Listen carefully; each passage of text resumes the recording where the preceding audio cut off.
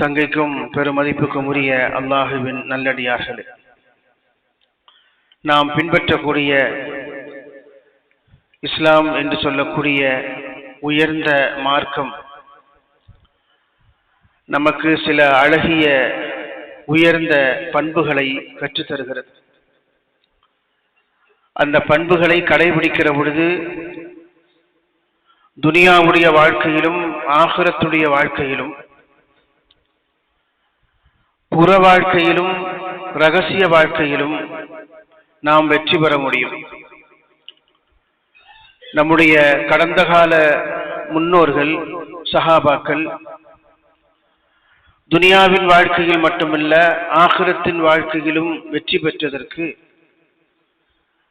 இந்த அழகிய பண்பை வாழ்க்கை முழுவதும் பின்பற்றி வந்ததுதான் பிரதான காரணம். பண்பாடு என்று சொல்லுகிற பொழுது சில நல்ல குணங்கள் என்பதை மட்டும் அது சுட்டுவதில்லை. பொறுமையாக இருப்பது, பொய் சொல்லாமல் இருப்பது, ஏமாற்றாமல் இருப்பது, உண்மையை பேசுவது என்கிற பண்பாடுகளை தாண்டி இந்த பண்பாடு ஆகிரத்திலும் துனியாவுடைய வாழ்க்கையிலும் புற வாழ்க்கையிலும் அந்தரங்க வாழ்க்கையிலும் இரண்டு மட்டத்திலும் நமக்கு வெற்றியை தரக்கூடிய பண்புகளாக இவை இருக்கிறது. அந்த வகையில் அந்த பிரதான பண்பு எது என்று சொன்னால், எந்த விஷயத்தை நாம் கவனிக்கிற பொழுதும் அதனுடைய வெளிப்படை தோற்றத்தை தாண்டி அதனுடைய அந்தரங்கத்தில் அதற்கு என்ன பொருள் என்பதை பார்க்கும் அழகிய பண்பு. அரபியிலே வாஹிர் என்றும் பாத்தின் என்றும் இதற்கு சொல்வார்கள். வாஹிர் என்று சொன்னால் வெளித்தோற்றம், வெளிப்படைத்தன்மை என்று அர்த்தம். பாத்தின் என்று சொன்னால் அந்தரங்கம், ரகசியம். இன்னொரு புறம், ஒரு நாணயத்திற்கு இரண்டு பக்கங்கள் இருப்பதை போல அந்த நாணயத்தின் இரண்டு பக்கங்களையும் பார்க்க தெரிந்திருக்க வேண்டும். அதில்தான் உங்களுக்கு வெற்றி இருக்கிறது, அதில்தான் துனியாவுடைய வெற்றியும் ஆகிரத்தின் வெற்றியும் உங்களுக்கு இருக்கிறது என்று அல்லாஹ் மேலே சொன்ன வாசகத்திலே சொல்லுகிறார். யாலமூன லாஹிரம் மினல் ஹயாத்தி துன்யா. இந்த அடியார்கள் துனியாவுடைய வாழ்க்கையை பற்றி நன்கு தெரிந்து வைத்திருக்கிறார்கள். எப்படி முன்னேற வேண்டும், எப்படி சம்பாதிக்க வேண்டும், நேற்று இருந்த நிலையை விடவும் இன்றைக்கு எப்படி ஒரு படி மேலே செல்வது என்று துனியாவுடைய வாழ்க்கை சம்பந்தமாக நன்றாக தெரிந்து வைத்திருக்கிறார்கள். வஹும் அனில் ஆகிரத்துஹும் காஃபிலூன். ஆனால் ஆகிரத்து விஷயத்தில், மறுமை விஷயத்தில், நிரந்தரமான ஒரு வாழ்க்கை எங்கே இருக்குமோ அந்த விஷயத்தில் மக்கள் ரொம்ப கவனக்குறைவாக, கேர்லெஸ்ஸாக, ரொம்ப அசால்ட்டாக இருக்கிறார்கள் என்று அல்லாஹு ஜல்ல சுப்ஹானஹு தஆலா இந்த வசனத்திலே சொல்கிறார். எனவே நாம் மூமின்களாக இருப்பவர்கள் கவனம் செலுத்த வேண்டும். எதில் கவனம் செலுத்த வேண்டும்? புறத்தோற்றத்தில் நாம் கவனம் செலுத்துவதை போல அகத்தோற்றத்திலும் கவனம் செலுத்த வேண்டும். இந்த லாஹிர் என்பதற்கும் பாத்தின் என்பதற்கும் நான் விளக்கம் சொல்கிறேன். புறத்தோற்றத்தில் நாம் கவனம் செலுத்துவதை போல அகத்தோற்றத்திலேயும் நாம் கவனம் செலுத்த வேண்டும். முகத்தின் அழகை பராமரிப்பதை போல அகத்தின் அழகையும் நாம் பராமரிக்க வேண்டும். உடலின் உறுப்புகளை நாம் தூய்மைப்படுத்துவதை போல உள்ளத்தையும் நாம் எப்பொழுதும் தூய்மையாக வைத்திருக்க வேண்டும். ஆடைகளை நாம் சுத்தமாக வைத்திருப்பதை போல நம்முடைய இதயத்திலும் எந்த அழுக்கும் தூசும் படிந்து விடாமல் பாதுகாத்துக் கொள்ள வேண்டும். இந்த லாஹிர் என்பதற்கும் பாத்தின் என்பதற்கும் நமக்கு வித்தியாசம் தெரிந்திருக்கும். உடல்ல முகத்துல ஒரு சின்ன பருவு தென்பட்டு விட்டால், அல்லது எங்காவது கொஞ்சம் கருப்பு தேமல் வந்து விட்டால், என்ன உன் முகம் பார்க்கறதுக்கு ஒரு மாதிரியா இருக்குது, ஒழுங்கா தூங்குறது இல்லையா, கண்ணுக்கு சுத்தி ஒரு கருப்பு வளையம் சுற்றி இருக்கிறதே, அதை சரி பண்றதுக்கு என்ன வழி என்று பாரு என்று, அதை சரி செய்வதற்கு என்னென்ன கிரீம்கள் இருக்கிறதோ அல்லது அதை சரி செய்வதற்கு என்னென்ன மருந்து மாத்திரைகள் இருக்கிறதோ அவை உட்கொண்டு நாம் அந்த முகத்தின் பொலிவை, அதன் அழகை நாம் சரி செய்வதில் அக்கறை காட்டுகிறோம். ஆனால் உள்ளத்தில் அதே மாதிரி தூசு கிடக்கும், அதே மாதிரி அழுக்கு கிடக்கும், அதே மாதிரி அது பாழ்பட்டு கிடக்கும். அதை பற்றி எந்த அக்கறையும் நமக்கு இருக்காது. துனியாவுடைய வாழ்க்கையில் நீங்கள் கவனமாக இருப்பதை போல ஆகிரத்தின் வாழ்க்கையிலும் நீங்கள் கவனமாக இருங்கள். உங்கள் புறத்தோற்றத்தை நீங்கள் சரியாக வைத்துக் கொள்வதில் அக்கறை காட்டுவதை போல உங்கள் அக வாழ்க்கையில், உங்கள் ரகசிய வாழ்க்கையிலும் நீங்கள் சரியாக இருப்பதற்கு முயற்சி செய்யுங்கள். எந்த இடத்தில் அல்லாஹ் மட்டும் பார்ப்பானோ அந்த வாழ்க்கையில் சுத்தமாக இருக்க வேண்டும். ஒரு தவறு செய்கிற பொழுது மனிதர்கள் பார்ப்பார்கள் என்கிற விஷயத்தில் நாம் எச்சரிக்கையாக இருக்கிறோம். எங்காவது ஒரு பொது இடத்திற்கு போகிற பொழுது அங்கே ஒரு கேமரா நம்மை கண்காணித்துக் கொண்டிருக்கிறது என்று சொன்னால் எவ்வளவு சுதாரிப்பாக இருக்கிறோம். இங்கே உங்களை கேமரா கண்காணித்துக் கொண்டிருக்கிறது என்ற ஒரு வாசகத்தை பார்த்தவுடன் நாம் அதிலே செய்யக்கூடிய சேட்டைகள், குறும்புகள் எதுவும் வந்துவிடக்கூடாது என்பதில் எவ்வளவு கவனமாக இருக்கிறோம். அல்லாஹ்வின் கேமரா இந்த உலகத்தின் எல்லா திசைகளும் சுற்றி கண்காணித்துக் கொண்டே இருக்கிறது. அல்லாஹ் ஜல்ல சுப்ஹானஹு வ தஆலா திருமறையில் சொல்கிறான், யஅலமு மா ஃபிஸ் ஸமாவாத்தி வ மா ஃபில் அர்த். வானத்திலேயும் பூமியிலேயும் என்ன நடக்கிறது என்பதை அவன் நன்காக தெரிந்து வைத்திருக்கிறான்.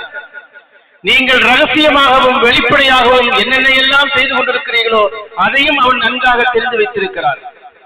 மனிதனுடைய உள்ளத்தில் என்ன ஓட்டம் ஓடுகிறதோ அது அனைத்தையும் அவன் தெரிந்து வைத்திருப்பதை போல இந்த உலகத்தில் எந்த சக்தியும் தெரிந்து கொள்வதில்லை.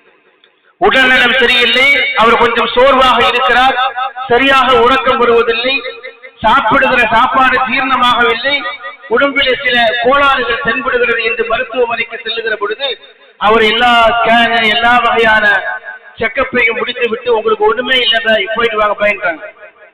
இரண்டாவது முறையும் அவரை வந்து பார்க்கிற பொழுது இவனை தூங்க போட்டாதான் சரியா வரும் என்று தூங்குவதற்குண்டான மாத்திரைகளை தந்து அனுப்புகிறார்கள். ஆனால் எங்கே கோளாறு என்றால் அவருடைய மனதில் கோளாறு இருக்கும், மனதில் பிரச்சனை இருக்கும், மனதில் பயம் இருக்கும், மனதில் பதற்றம் இருக்கும். அதை அறிந்தவன், அதை போக்குகிறவன், அதை நீக்குகிறவன் அல்லாஹ்வை தவிர வேறு யாரும் இருக்க முடியாது. பெருமக்களை லாஹிரையும் பாத்தினையும் நாம் இரண்டையும் பார்த்துக் கொள்ள வேண்டும், பார்த்து பழக வேண்டும். அரசாங்கம் ஒரு சட்டத்தை கொண்டு வருகிறது, அது நல்ல சட்டமாக இருக்கட்டும், தீய சட்டமாக இருக்கட்டும், அதை மக்களிடத்திலே சொல்லுகிற பொழுது அதற்கு ஒரு நோக்கம் இருக்கும். ஆனால் அரசாங்கத்திற்கு அந்த சட்டத்தை கொண்டு வருவதற்கு அந்தரங்கத்திலே ஒரு காரணம் இருக்கும், ஒரு நோக்கம் இருக்கும். அது தெரியாது. இது மாதிரி இந்த உலகத்தில் நம்முடைய வாழ்க்கையில் என்ன ஏற்றத்தாழ்வுகள், என்ன சோதனைகள், கஷ்டங்கள் வந்தாலும் அதனுடைய அந்தரங்க காரணம் ஒன்று இருக்கும். அதை நாம் தெரிந்து கொள்வதற்கு முயற்சி செய்ய வேண்டும்.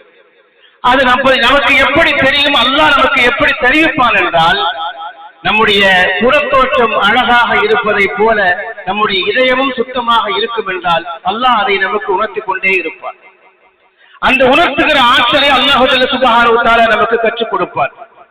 இப்படி நம்முடைய ரகசிய வாழ்க்கையை தூய்மையாக வைத்துக் கொண்டால், நம்முடைய அந்தரங்க வாழ்க்கையின் இன்னொரு பக்கத்தை நாம் சரியாக பார்ப்பதற்கு பழகிக் கொண்டால், நம்முடைய வாழ்க்கையின் இரண்டு கோணங்களையும் ஒரு நாணயத்தின் இரண்டு பக்கங்களை பார்ப்பதை போல லாஹிரையும் பாத்தினையும் நாம் பார்ப்பதற்கு பழகிக் கொண்டால், எல்லாவற்றிலும் எல்லா விஷயத்திலையும் அல்லாஹ் ஜல்ல சுப்ஹானஹு வ தஆலா நமக்கு ஒரு தீட்சண்யமான பார்வையை தருவார். நமக்கு அல்லாஹ் ஜல்ல சுப்ஹானஹு வ தஆலா ஒரு அசாத்தியமான வில் பவரை தருவார். மனத்துணிவு என்று தமிழிலே சொல்வார்கள். எதை பற்றியும் கவலைப்பட மாட்டார்கள். எவ்வளவு பெரிய சோதனைகள், கஷ்டம் வந்தாலும் அவர் நிலை குலைந்து போக மாட்டார்.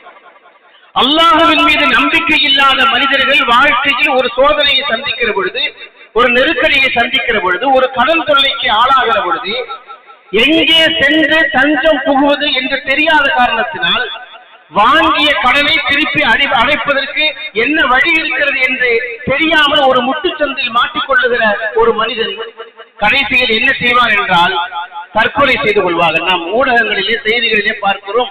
கடன் தொல்லை, ஒரே குடும்பத்தை சேர்ந்த 18 பேர் தற்கொலை, 20 பேர் தற்கொலை, 5 பேர் தற்கொலை. என்ன காரணம் என்றால் இதற்கான மாற்று வழி என்ன என்பதை அல்லாஹ்வை நம்புகிற மக்களுக்கு அல்லாஹ் காட்டித் தருவார். அல்லது அல்லாஹ்வின் மீது அசாத்தியமான நம்பிக்கை இருக்கிற மக்கள் ஹராமான வழியில் மனது தூண்டுகிறபடி எல்லாம் இப்படி காசு பணத்தை சேர்க்க மாட்டார்கள். அல்லாஹ் அதற்கான வழிமுறைகள் நமக்கு சொல்லிக் கொண்டே இருப்பார். எவ்வளவு பிரச்சனைகள் வருகிற பொழுதும் அதில் நிதானத்தை கடைபிடிக்க வேண்டும். அல்லது நெருக்கடிகளை சந்திக்கிற பொழுது அதிலே இருந்து எப்படி வெளியிலே வருவது என்கிற ஒரு ரூட், ஒரு பாதையை அல்லாஹ் சுப்ஹானஹு வ தஆலா நமக்கு தெளிவாக காட்டித் தருவார். இதை நாம் புரிந்து கொள்ள வேண்டும். மூமின்கள், ஈமானிய வலிமை பெற்றவர்கள், நம்முடைய அகத்தையும் கல்வையும் சுத்தமாக வைத்திருப்பவர்கள், நாம் சந்திக்கிற எல்லா பிரச்சனைகளுக்கும் இரண்டு பக்கங்களை, இரண்டு காரணங்களை, வெளிப்படையான காரணங்களை வைத்து ரப்பை குறை சொல்லாமல் அல்லது மனிதர்களை குறை சொல்லாமல் அகரீதியாக ரகசியமாக ஒரு காரணத்தை புரிந்து கொண்டு அந்த ரப்பை, அந்த அல்லாஹ்வை திருப்திப்படக்கூடிய மன வலிமையை அல்லாஹ் சுப்ஹானஹு வ தஆலா தருவார். இமாம் ஹஸன் பஸ்ரி ரஹ்மத்துல்லாஹ் அவர்கள் ஒரு செய்தியை சொல்கிறார்கள். ஒரு விஷயத்தை, உன்னுடைய மனைவி, உன் கட்டுப்பாட்டில் இருக்கிற உன்னுடைய மனைவி அல்லது உன்னுடைய பணியாளர்கள், வேலைக்காரர்கள் அல்லது நீ பயன்படுத்தக்கூடிய வாகனம், அது எப்பொழுதாவது பழுதுவிட்டு உனக்கு பயன்படாமல் போகிற பொழுது அல்லாஹ்வுக்கு பிடிக்காத ஏதோ ஒரு காரியத்தை நீ செய்திருக்கிறாய் என்று நீ உணர்ந்து கொள் என்று சொல்கிறார்கள். நம்முடைய கட்டுப்பாட்டில் இருக்கிற நம்முடைய மனைவி அல்லது நாம் பெற்றெடுத்திருக்கக்கூடிய நம்முடைய பிள்ளைகள் நமக்கு மாறு செய்கிற பொழுது அல்லது நமக்கு மன உளைச்சலை தரக்கூடிய ஒரு காரியத்தை செய்கிற பொழுது, நம்முடைய சொல் பேச்சுக்கு கட்டுப்படாமல் நமக்கு எதிராக அவர்கள் நடக்கிற பொழுது, அல்லது நாம் பயன்படுத்தக்கூடிய வாகனம் ஒரு குறிப்பிட்ட நேரத்தில் நாளை காலை விடிந்தவுடன் 10 மணிக்கு இந்த இடத்திற்கு போக வேண்டும் என்று நாம் முடிவு செய்து வைத்திருப்போம். காலையில் வாகனத்தில் ஏறி உட்கார்ந்தால் வண்டி ஸ்டார்ட் ஆகாது. அந்த நேரத்தில் ஒரு பிரச்சனை வரும், டென்ஷன் வரும், உடம்பெல்லாம் வேர்த்துரும், எட்டி ஒட்டி அந்த வண்டியை போட்டு உதவுன்னு உதைப்போம், என்னமோ பண்ணுவோம். என்ன காரணம் என்றால், இதற்கு முந்தைய நிலையில் உன்னுடைய ரப்புக்கு பிடிக்காத ஏதோ ஒரு காரியத்தை நீ செய்திருக்கிறாய். உன்னை படைத்து பரிபாலிக்கிற ரப்புக்கு மாற்றமாக நீ ஒரு காரியத்தை செய்கிற பொழுது, துனியாவில் எதையெல்லாம் உனக்கு அல்லாஹ் உன் கட்டுப்பாட்டில் தந்திருக்கிறானோ அதுவெல்லாம் உனக்கு மாற்றமாக செய்து கொண்டே இருக்கும் என்று சொல்வார். எனக்கு தெரிந்த ஒரு பெரியவர், புகழ்பெற்ற ஒரு பெரியவர், அவர் விளையாட்டுத் துறையில ரொம்ப புகழ் பெற்றவர். அவருடைய அன்பு மகள் திருமணம் முடித்த கட்டத்தில் அவருடைய கணவர் இறந்து போய்விட்டார். அந்த மகள் மீது அவர் ஒரு அசாத்தியமான பிரியம் வைத்திருந்தார். அந்த மகள் தான் அவருக்கு உலகம். அவருடைய மகளுடைய திருமணத்தை நன்றாக அவர் செய்து கொடுத்தார். கல்யாணமான புரிதிலேயே அந்த மருமகன் ஒரு விபத்திலே இறந்து போய்விட்டார். அவருடைய வாழ்க்கையே தலைகீழாக மாறிவிட்டது. குடும்பத்தின் சூழ்நிலைகளையே எல்லாமே புரண்டு விட்டது. எல்லோரும் துடியாய் துடித்து போனார்கள். புதுமண தம்பதிகள் கண்ணும் கருத்துமா அந்த பிள்ளைய அப்படி பார்த்துக்கிட்டார் அவரு. ஆனா அந்த மருமகன் பாருங்க, சொற்ப ஆயுசிலேயே போய் சேர்ந்துட்டாரு என்று எல்லோரும் அதை வெளிப்படையாக அப்படி பேசுவாங்களா இல்லையா? அப்படி பேசிக் கொண்ட பொழுது அவர் சொன்னார், நான் அதிகமாக இந்த உலகத்தில் நேசித்த என்னுடைய மகளுடைய கணவரை அல்லாஹ் சுப்ஹானஹு வ தஆலா குறைந்த ஆயுளில் திரும்ப பெற்றுக் கொண்டார். எல்லோரும் ஆளாளுக்கு ஒரு காரணம் சொல்கிறார்கள். அவர் சொல்கிறார், நான் என் ரப்புக்கு பிடிக்காத ஏதோ ஒரு காரியத்தை செய்திருக்கிறேன், அதனால் அல்லாஹ் எனக்கு தண்டனையை தந்தான் என்று சொன்னார். வெளிப்படையிலே நாம் ஒரு காரணத்தை தேடுகிற பொழுது, அல்லாஹ்வின் மீது அசாத்தியமான நம்பிக்கை கொண்ட மக்கள், அவன் மீது அதிகப்படியான பிடிமானம் உள்ள மக்கள் அதற்கு வேறொரு காரணத்தை கண்டுபிடிப்பார்கள். இந்த காரணத்தை நாம் தெரிந்து கொண்டால் அதன் பிறகு மனம் பதற்றமடையாது, அல்லாஹ்வை குறை சொல்லாது, நாம் பொறுமையை கடைபிடிப்போம். அதற்கு அடுத்த வாழ்க்கை என்னவோ அதை நோக்கி நாம் போய்கொண்டே இருப்போம். இந்த வழி இல்லாவிட்டால் இன்னொரு வழியை அல்லாஹ் வைத்திருப்பான் என்கிற நம்பிக்கை நமக்கு நிச்சயம் வரும். இதுதான் ஒரு பிரச்சனையின் இரண்டு பக்கங்களை பார்க்கும் பழக்கம். சஹாபாக்களுக்கு நபிகள் நாயகம் ரசூலுல்லாஹி ஸல்லல்லாஹு அலைஹி வஸல்லம் அவர்கள் இந்த சூழ்நிலையைத்தான் கற்றுக் கொடுத்தார்கள். இந்த பண்பை நீங்கள் வளர்த்துக் கொள்ள வேண்டும். துனியாவை பற்றி நீங்கள் சிந்திக்கிற பொழுதெல்லாம் அந்த துனியா உங்கள் ஆகிரத்தின் வாழ்க்கைக்கு எந்த வகையிலும் தடைக்கல்லாக இருந்துவிடக் கூடாது. துனியாவுக்கு பக்கால் பணத்திற்கு பின்னாலே, பதவிகளுக்கு பின்னாலே, செல்வத்திற்கு பின்னாலே நீங்கள் ஓடிக்கொண்டிருக்கிற பொழுது அது உங்களுடைய மறுமை வாழ்க்கை, உங்களுடைய இபாதத்து, உங்களுடைய வணக்கம், இவற்றுக்கெல்லாம் அது எந்த வகையிலும் முட்டுக்கட்டையாக இருந்துவிடக் கூடாது என்பதில் நாம் ஒரு கண்ணு அந்த பக்கம் இருந்துகிட்டே இருக்கணும். யாலமூன வாஹிரம் மினல் ஹயாத்தி துனியா, துனியாவுடைய வாழ்க்கையை பற்றி இந்த மக்கள் நன்றாக தெரிந்து வைத்திருக்கிறார்கள். வஹும் அனில் ஆகிரத்துஹும் காஃபிலூன், மறுமைய வாழ்க்கையை பற்றி ரொம்ப அசால்ட்டாக, ரொம்ப கவனக்குறைவாக இருக்கிறார்கள். இப்படிப்பட்ட மக்கள் துனியாவுடைய வாழ்க்கையிலும் தோல்வியை சந்திப்பார்கள், மறுமையின் வாழ்க்கையிலும் தோல்வியை சந்திப்பார்கள். துனியாவுடைய வாழ்க்கையிலும் பதற்றத்திலேயும் பயத்திலேயும் இருப்பார்கள், ஆகிரத்தின் வாழ்க்கையிலேயும் பதற்றத்திலேயும் பயத்திலேயும் இருப்பார்கள். ஹயாத்தோடு இருக்கிற பொழுதும் அவர்கள் பதற்றத்திலேயும் பயத்திலேயும் இருப்பார்கள்.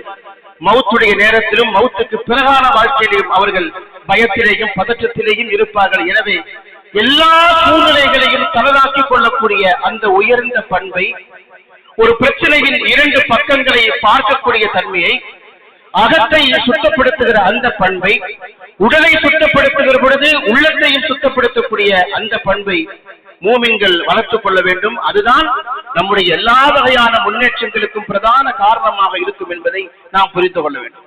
ரசூல் ஸல்லல்லாஹு அலைஹி வஸல்லம் அவர்கள் ஹஜ்ரத் உமர் இப்னு கத்தாப் ரலியல்லாஹு தஆலா அன்ஹு அவர்களுக்கு ஒரு துஆவை கற்றுக் கொடுத்தார்கள். அந்த துஆவை எல்லா சமயத்திலேயும் உமர் இப்னு கத்தாப் ரலியல்லாஹு தஆலா முணுமுணுத்துக் கொண்டு ஓதிக்கொண்டே இருப்பார்கள். அல்லாஹும்ம ஜஅல் ஸரீரத்தி கைரன் மின் அலானியா, இறைவா என்னுடைய புற வாழ்க்கையை விடவும் அந்தரங்க வாழ்க்கையை சிறந்த வாழ்க்கையாக ஆக்கித்தார். நான் புற வாழ்க்கையில் எப்படி வேண்டுமானால் நடித்துக் கொள்ளலாம், புற வாழ்க்கையில் நாம் நல்லவனாக என்னை காட்டிக்கொள்ள முடியும்.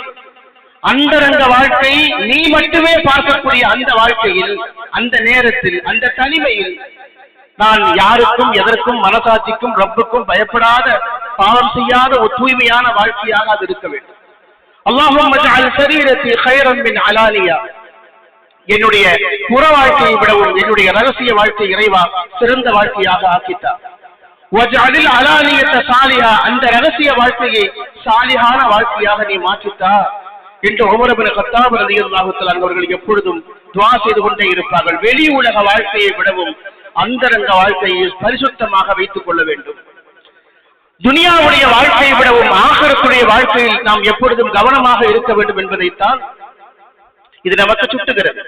அதனால்தான் வெளிப்புற பார்வையை விடவும் அகப்பார்வை என்று சொல்லக்கூடிய அல் பசீரத் என்று அரபியிலே சொல்வார்கள்.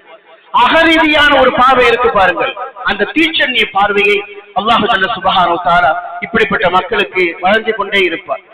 உமர் ரலியல்லாஹு தஆலா ஒரு சிறந்த ஆட்சியாளர். ஆனால் அவர்கள் மதீனாவிலே தங்களுக்கென்று ஜனாதிபதியாக ஆட்சி செய்கிற காலகட்டத்தில் ஒரு பெரிய மாளிகை எல்லாம் ஒன்று வைத்துக் கொள்ளவில்லை. வெளியூரில் இருந்து மற்ற சாம்ராஜ்யங்கள், மற்ற வல்லரசு நாடுகளுடைய தூதுவர்கள் மதீனாவுக்கு ஜனாதிபதி உமர் ரலியல்லாஹு சந்திக்க வருகிற பொழுது ஜனாதிபதியின் மாளிகை எங்கே இருக்கிறது என்று தேடி அலைவார்கள். கடைசியில் மதீனாவுக்கு வந்து கேட்பார்கள், உங்கள் ஜனாதிபதியின் மாளிகை எங்கே இருக்கிறது, உங்கள் ஜனாதிபதியை பார்க்க வேண்டும். நாங்கள் பாரசீகத்திலே வந்து வருகிறோம், நாங்கள் ரோம் தேசத்திலே இருந்து வருகிறோம், உங்கள் ஜனாதிபதியை பார்க்க வேண்டும் என்று ஆசைப்படுகிற பொழுது சஹாபாக்கள் சொல்வார்கள், அதோ அந்த மரத்துக்கு கீழே ஒருவர் உறங்கிக் கொண்டிருக்கிறாரே அவர்தான் எங்கள் ஜனாதிபதி என்று சொல்வார். பார்க்கிறவர்கள் ஆச்சரியப்படுவார்கள். என்ன ஆச்சரியம் என்றால், இந்த உமருடைய பெயரை கேட்கிற பொழுதுதான் இந்த ரோம பாரசீக மன்னர்கள் பயப்படுகிறார்களா, அச்சப்படுகிறார்களா? உமர் ரலியல்லாஹுடைய பெயரை கேட்ட மாத்திரத்தில் வல்லரசு நாடுகள் அன்றைக்கு அச்சத்தோடும் பயத்தோடும் இருந்ததற்கு என்ன காரணம் என்றால், உமர் ரலியல்லாஹுடைய உள்ளத்தில் துனியா இல்லை, அல்லாஹ் மட்டும்தான் இருக்கிறார். அல்லாஹ்வை பற்றிய அசாத்தியமான நம்பிக்கையும் துணிச்சலும் அந்த பயமும் அந்த ஈமானும் இருந்த காரணத்தினால் துனியாவில் அவர்கள் எதற்கும் எந்த சக்திக்கு முன்னாலும் அவர்கள் தலைகுனிந்ததில்லை. எல்லோரும் உமர் ரலியல்லாஹுடைய பெயரை கேட்ட மாத்திரத்தில் பயந்தார்கள், அச்சப்பட்டார்கள். இன்றைக்கும் நாம் சஹாபாக்களுடைய வாழ்க்கையை, சரிதங்களை கேட்கிற பொழுது நாம் எந்த சஹாபியின் முகத்தையும் பார்த்ததில்லை. அபூபக்கர் ரலியல்லாஹு எப்படி இருப்பார்கள், உமர் ரலியல்லாஹு தஆலா எப்படி இருப்பார்கள், அபூ ஹுரைரா ரலியல்லாஹு தஆலா எப்படி இருப்பார்கள் நமக்கு தெரியாது. நம்மிடத்தில் எந்த புகைப்படமும் வரைபடமும் இல்லை. ஆனால் அந்த சஹாபாக்களுடைய சரிதைகளை கேட்கிற பொழுது நம்மை அறியாமல் நம்முடைய உடம்பிலே ஒரு சிலிர்ப்பு ஏற்படுகிறது. என்ன காரணம் தெரியுமா? அவருடைய உள்ளத்திலே அல்லாஹ் இருந்தான் என்பதுதான். அவருடைய நாடி நரம்பெல்லாம் அல்லாஹ்வை பற்றிய இந்த ஈமானிய சிந்தனை இருந்தது என்பது மட்டும்தான். அவருடைய சமகாலத்தில் இந்த உலகத்தில் எவ்வளவோ மன்னர்கள், அரசர்கள் வாழ்ந்தார்கள் அவர்களுக்கு நிகராக. ஆனால் அந்த மன்னருடைய பெயரை கேட்கிற பொழுது நம்முடைய உடம்பில் எந்த அசைவும் ஏற்படுவதில்லை.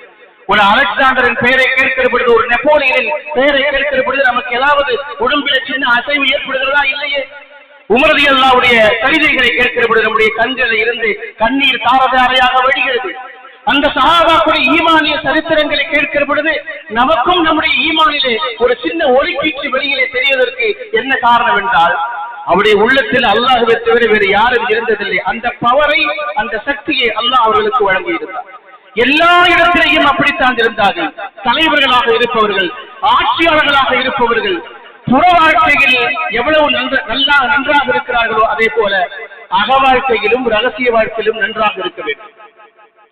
எல்லா அரசியல் தலைவர்களும் தோற்று போகிற இடம் அந்த இடம் தான். நிறைய பேர் சுயசரிதை எழுதுவார்கள். சுயசரிதை எழுதுகிற பொழுது என்ன ஆகும்னா, ஒரு குறிப்பிட்ட வாழ்க்கையின் சில குறிப்பிட்ட பக்கங்களை அதிலே சொல்ல மாட்டார்கள், மறைத்திருப்பார்கள். ஏனென்றால் அந்த குறிப்பிட்ட காலகட்டத்தில் அவர் கொஞ்சம் அப்படி இப்படி இருந்திருப்பார். அதை சுயசரிதையில் சொல்ல மாட்டார்கள். நிறைய புகழ்பெற்ற மனிதர்கள் நமக்கெல்லாம் தெரியும், ஒரு 5 ஆண்டுகளுக்கு முன்னால் மீட்டு என்று சொல்லக்கூடிய ஒரு பிரச்சனையின் வழியாக அவருடைய முகத்திரை சமூகத்திற்கு மத்தியிலே கிழிக்கப்பட்டது. வெளி உலகத்தில் அவர்கள் பெரிய ஜாம்பவான்களாக டிப்டாப் ஆசாமிகளாக இருப்பார்கள். அந்தரங்க வாழ்க்கையில் அவர்கள் வேறொரு வாழ்க்கையை வாழ்ந்து கொண்டிருப்பார்கள். ஆனால் அல்லாஹ் ஜல்ல சுப்ஹானஹு வ தஆலா நம்முடைய மார்க்கம் கற்றுத்தரக்கூடிய அந்த உயர்ந்த பண்பு என்பது, நீங்கள் லாஹிரில் வெளிப்படையில் எவ்வளவு நல்லவர்களாக இருக்கிறீர்களோ அதை விடவும் உங்களுடைய அந்தரங்க வாழ்க்கையில், உங்களுடைய ரகசிய வாழ்க்கையில், உங்களுடைய ஆகிரத்தின் வாழ்க்கையில், உங்களுடைய இபாதத்துகள் விஷயத்தில் நீங்கள் தூய்மையானவர்களாக, நீங்கள் பரிசுத்தவான்களாக இருக்க வேண்டும் என்பதை எல்லா இடத்திலேயும் சொல்கிறார். எல்லா நேரத்திலேயும் ஒரு மூமின்களுக்கு அந்த சிந்தனை இருந்து கொண்டே இருக்க வேண்டும். வாழ்க்கையில் மட்டுமல்ல, வார்த்தைகளிலும் அல்லாஹ்வை பற்றிய சிந்தனை நமக்கு இருக்க வேண்டும். மூமின்களுக்கு நம்முடைய மார்க்கம் அதற்கென்று சில சொற்களை சொல்லிக் கொடுத்திருக்கிறது. ஒரு ஆச்சரியத்தை பார்க்கிற பொழுது நாம் சுப்ஹானல்லாஹ் என்று சொல்லுகிறோம். ஒரு நன்மை நடந்து விட்டது என்று சொன்னால் அல்ஹம்துலில்லாஹ் என்று சொல்கிறோம். ஒரு துயரம் நிகழ்ந்து விட்டது என்று சொன்னால் இன்னா லில்லாஹி வ இன்னா இலைஹி ராஜிஊன் என்று சொல்கிறோம். யாராவது பயணம் மேற்கொள்கிற பொழுது ஃபீ அமானில்லாஹ், அல்லாஹ்வுடைய பாதையிலே போயிட்டு வாங்கன்னு சொல்றோம். ஏதாவது ஒரு காரியம் நடக்க வேண்டும் என்று சொன்னால் இன்ஷா அல்லாஹ் என்று சொல்கிறோம். இப்படி நாம் நிகழ்காலத்தில் நம்முடைய சொந்த வாழ்க்கையில் நடக்கிற எல்லா அம்சங்களிலேயும் அல்லாஹ்வை நினைத்துக் கொண்டே இருக்க வேண்டும். நமக்கும் நம்முடைய வாழ்க்கையில் ஒவ்வொரு நிமிடத்திற்கும் ஒவ்வொரு செயல்பாடுகளுக்கு இடையிலேயும் அல்லாஹ்வுக்கும் நமக்கும் ஒரு கனெக்ஷன் இருந்து கொண்டே இருக்க வேண்டும். ஒரு சுப்ஹானல்லாஹ் சொல்லுகிற பொழுது, ஒரு ஆச்சரியத்தை பார்க்கிற பொழுது, ஒரு உயர்ந்த கட்டிடங்களை பார்க்கிறோம். மிக உயரமான ஒரு கட்டிடம். அந்த கட்டிடத்தை பார்க்கிற ஒரு முஸ்லிம் அல்லாத ஒரு சகோதரர் சொல்வார், வாவ் என்று சொல்வார், அமேசிங் என்று சொல்வார், வண்டர்ஃபுல் என்று சொல்வார், அல்லது சுத்தமான தமிழ்ல சூப்பர் என்று சொல்வார். இதுதானே, இதை தாண்டி ஒரு வார்த்தை இல்லை. ஒரு மூமினை பொறுத்தவரையில் அவர் சுப்ஹானல்லாஹ் என்பார், அல்லாஹு மாஷா அல்லாஹ் என்று சொல்வார். என்ன காரணம்? ஒரு ஆச்சரியத்தை நீங்கள் பார்க்கிற பொழுது அதனுடைய வெளிப்புற அழகை வியப்பதற்கு முன்பு அதனுடைய மூல காரணகர்த்தா யாரோ அவருடைய சக்தியை நீங்கள் புகழுங்கள். அது வெளிப்புற காரணத்தினால் அது நிற்கவில்லை. ஒரு இன்ஜினியருடைய கைதேர்ந்த நடவடிக்கையால் அந்த கட்டிடம் நிற்கவில்லை. அதை அல்லாஹ் தான் தாங்கி பிடித்திருக்கிறான் என்பது அதற்கு பொருள். ஒரு மூமின் சுப்ஹானல்லாஹ் சொல்லுகிற பொழுது, அல்ஹம்துலில்லாஹ் சொல்லுகிற பொழுது அதை சொல்ல வேண்டும். நான் ஏற்கனவே சொல்லி இருக்கிறேன் என எனக்கு நினைவில்லை. நமக்கெல்லாம் தெரியும், கிரிக்கெட்ல புகழ்பெற்ற விளையாட்டு வீரர் கபில் தேவ். அவர் பிற்காலத்தில் அவர் கிரிக்கெட் கமெண்ட்ரி சொல்லக்கூடிய ஒரு பொறுப்புக்கு வந்தார். விளையாட்டில் இருந்து ஓய்வு பெற்றதற்கு பிறகு வேறு விளையாட்டுகளுக்கு கமெண்ட்ரி சொல்லக்கூடிய பொறுப்புகளுக்கு வந்தார். அப்படி விளையாட்டு வீரர்கள் மைதானத்திலே இந்த 6 4 இந்த மாதிரி ஏதாவது நடக்கிற பொழுது அவர் கமெண்ட்ரி சொல்லுகிற பொழுது மற்றவர்கள் சொல்லக்கூடிய வார்த்தையை சொல்ல மாட்டார், மாஷா அல்லாஹ் என்ற வார்த்தையை தான் சொல்லுவார். அவருடைய சுயசரிதையிலேயே அவர் குறிப்பிடுகிறார். அதற்கு பிறகு ஒரு நேர்காணலின் பொழுது அவரிடத்தில் கேட்டார்கள், நீங்கள் முஸ்லிம்கள் பயன்படுத்தக்கூடிய மாஷா அல்லாஹ் சுப்ஹானல்லாஹ் என்ற வார்த்தையை உங்களுடைய கமெண்ட்ரியில நீங்க அடிக்கடி சொல்றீங்களேன்னு கேட்ட பொழுது, ஒரு சாதனை நிகழ்கிற பொழுது, ஒரு சராசரி மனிதனுடைய சக்திக்கு மீறி ஒரு காரியம் நடக்கிற பொழுது எனக்கு ஆங்கிலத்திலே சொல்லுகிற அந்த வார்த்தையை விடவும் இந்த வார்த்தையை சொல்லுகிற பொழுது என் உடம்பில் என்னை அறியாமல் ஒரு சிலிர்ப்பு ஏற்படுகிறது என்று சொன்னார். பெருமக்களை, சுப்ஹானல்லாஹ் நாமும் தான் சொல்லுகிறோம், மாஷா அல்லாஹ் நாமும் தான் சொல்லுகிறோம். நமக்கு கிடைக்காத ஒரு சிலிர்ப்பு ஈமான் இல்லாத பெருமக்களுக்கு கூட கிடைக்கிறது என்று சொன்னால் அந்த வார்த்தையின் வலிமை எத்தகையது, அதனுடைய சக்தி எத்தகையது என்பதை புரிந்து கொள்ள வேண்டும். நமக்கெல்லாம் இன்ஷா அல்லாஹ் மாஷா அல்லாஹ் என்பதெல்லாம் சாக்கு போக்கு சொல்வதற்கான வார்த்தைகளாக மாறிவிட்டது. ஏதாவது பொருட்கள் வாங்குற சமயத்தில் இன்ஷா அல்லாஹ் என்று சொன்னால் என்ன சொல்வார்கள்? நீ இன்ஷா அல்லாஹ் சொன்ன மாதிரி தான் என்று சொல்வார். நமக்கு அது ஏமாற்றுவதற்கான வார்த்தை, ஒரு விஷயத்தை தள்ளி போடுவதற்கான வார்த்தை, அல்லது ஒரு சாக்கு போக்கு சொல்வதற்கான ஒரு வார்த்தையாக மாறிவிட்டது. நாம் அந்த தஸ்பீஹாத்துகளை செய்கிற பொழுது அல்லாஹுவின் வலிமையை, அல்லாஹுவின் சக்தியை உணர்ந்து கொண்டு சொல்ல வேண்டும். தொழுகை முடிந்து விட்டதற்கு பிறகு, சலாம் கொடுத்து விட்டதற்கு பிறகு நம்மையும் அறியாமல் நம்முடைய கைகள் சுப்ஹானல்லாஹ் அல்ஹம்துலில்லாஹ் அல்லாஹு அக்பர் என்று வேக வேகமாக ஓடிக்கொண்டே இருக்கிறது. நாம் விரலுக்கு பழக்கிவிட்டோம், நம்முடைய நாவுக்கு அந்த வார்த்தையை பழக்கிவிட்டோம், நம்மை அறியாமல் அது வேக வேகமாக சொல்லிவிடுகிறது. ஆனால் நான் லொஹரை தொழுது விட்டு போனேன், அசர் தொழுகிற இந்த நிமிடம் வரைக்கும் அல்லாஹ் என் உடம்பிலே ஆயுளை தந்திருக்கிறான், அவன் தூய்மையானவன், அவன் சுப்ஹானல்லாஹ் என்று சொல்லக்கூடிய வார்த்தை அது. எனக்கு லொஹரை தொழுது விட்டு நான் அசரை தொழுகிற இந்த நிமிடம், இந்த நொடி வரை என் உடம்பிலே ரூஹு ஓடிக்கொண்டிருக்கிறது, அந்த அல்லாஹ்வுக்கே எல்லாம் புகழும் என்று அல்ஹம்துலில்லாஹ் என்ற வார்த்தையை நாம் சொல்ல வேண்டும். அல்லாஹ்வுடைய நிஅமத் என்பது அவன் புரியக்கூடிய அருள் என்பது எந்த வகையிலும் குறைந்ததல்ல, அவனுக்கு நிகராக இந்த உலகத்தில் எந்த சக்தியும் இல்லை என்பதை உணர்த்தும் புறமாக அல்லாஹு அக்பர் என்று சொல்லக்கூடிய இந்த வார்த்தைகளை சொல்லுகிற பொழுது அந்த ஈமானிய சக்தி நம்முடைய நரம்பிலே ஓடி எங்கெல்லாம் ரத்தம் ஓடுகிறதோ அங்கெல்லாம் அல்லாஹ்வை பற்றிய சிந்தனையும் அந்த குதிரத்தும் அந்த வல்லமையும் அவனை புகழ்கிற அந்த வார்த்தையுடைய தன்மையும் பொருள் அறிந்து உணர்ந்து நாம் சொல்ல வேண்டும். வெறுமனே அது மனப்பாட சொல்லாக மனப்பாட வார்த்தையாக ஓடிவிடாமல் இருக்கிற பொழுது அதனுடைய சக்தியை, அதனுடைய வலிமையை, அதனுடைய சிலிர்ப்பை நம்முடைய உடம்பை நாம் உணர்ந்து கொள்ள முடியும். இதைத்தான் அல்லாஹு ஜல்ல சுப்ஹானஹு வ தஆலா எல்லா இடத்திலையும் சொல்லிக் கொண்டே இருக்கிறார். இந்த வார்த்தைகள் வெறும் வார்த்தைகள் அல்ல என்பதை நாம் கவனத்தில் கொள்ள கடமைப்பட்டிருக்கிறோம்.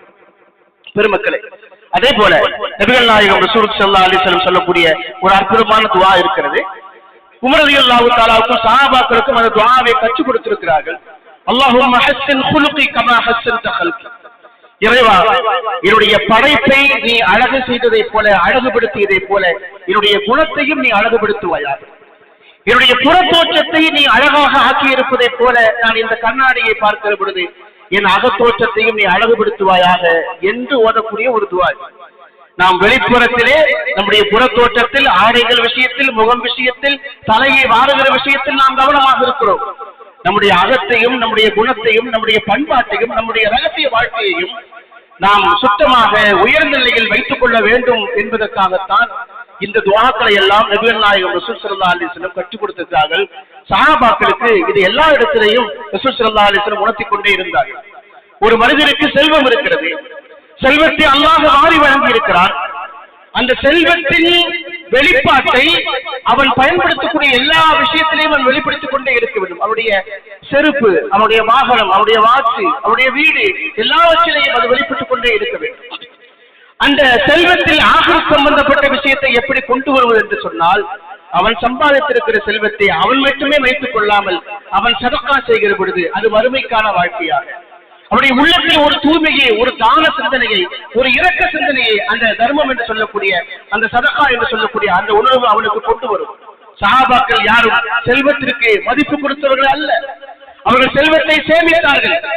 எதற்காக செல்வத்தை சேமித்தார்கள் என்றால் துனியாவில் தங்களுடைய வாரிசுகளுக்காக அல்ல, தங்களோடு வாழுகிற மக்கள் கஷ்டப்படுகிற பொழுது அவர்களுக்கு உணர்த்துவதற்காக, கொடுப்பதற்காக. அதனால்தான் மரணத்துடைய நேரத்தில் சஹாபாக்கள் எல்லோரும் அந்த தாங்கள் சேர்த்து வைத்திருக்கிற தானியங்களை, தாங்கள் சேர்த்து வைத்திருக்கிற திருகங்களை, தீனார்களை பார்த்து அழுதார்கள்.